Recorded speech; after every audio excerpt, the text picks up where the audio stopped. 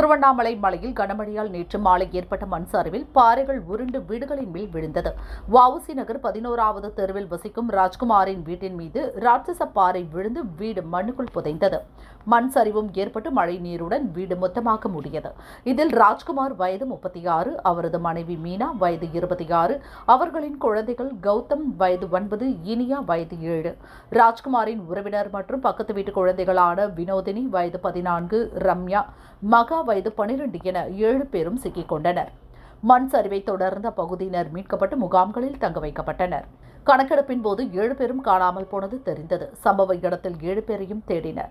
நள்ளிரவு வரை தொடர் மழை காரணமாக மீட்புப் பணியில் தொய்வு ஏற்பட்டது.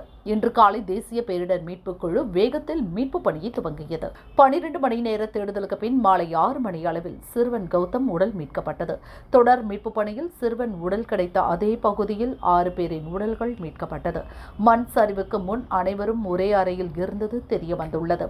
இடிபாடுகளுக்குள் சிக்கி வெளியேற முடியாமல் மூச்சு திணறி இறந்துள்ளனர். திருவண்ணாமலை இதுவரை பார்த்திராத ஒரு கோர சம்பவம் என்பதால் அப்பகுதி மக்கள் சோகத்தில் உள்ளனர்.